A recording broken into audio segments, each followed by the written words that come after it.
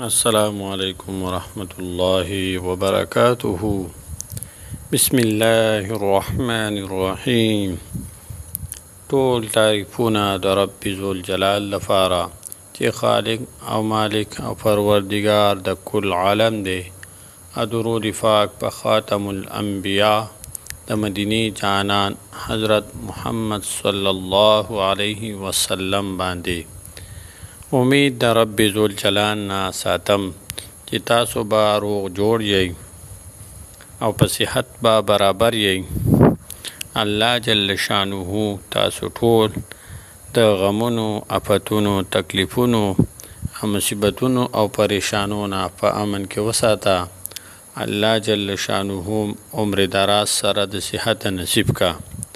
نن ما ستاسو د فاره یو ډیر عظیم او مجرب عمل او وظیفه راوړې ده چې د هغې په کولو سره ستاسو په زړه کې څه قسمه حاجات وي، څه قسمه مشکل وي، څه قسمه پریشانی وي، الله جل شانه به هغه په دې وظیفې سره په خپل فضل و کرم سره ختموي. هغه وظیفه څرنګه ده او څنګه به کول وي. هغه وظیفه د هر مانځه نه پس وي، که د ماسخوتن مانځه نه پس وي خو ډیره ښه خبره ده. وظیفه دا ده چې تاسو به 3 ځله درود ابراهیمي ووایئ.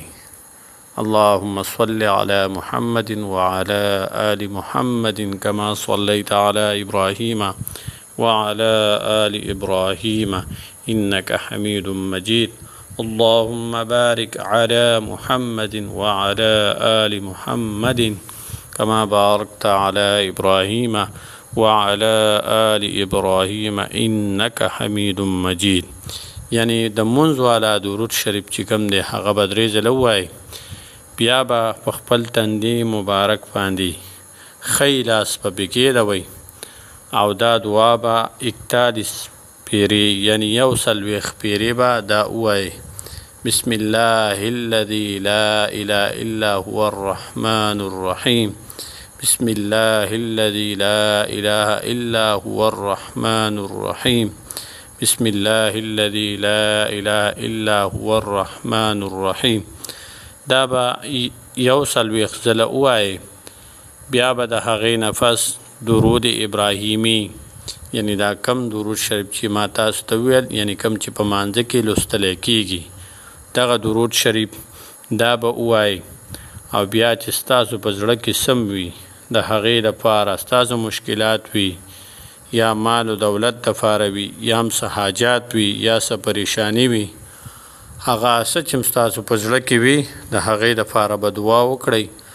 الله جل شانه به ستاسو دعا خامخا قبلوي او ستاسو دا کمې پریشانیانې حاجات وي یا مشکلات وي هغه به ضرور ختموي د دې وظیفې په برکت سره.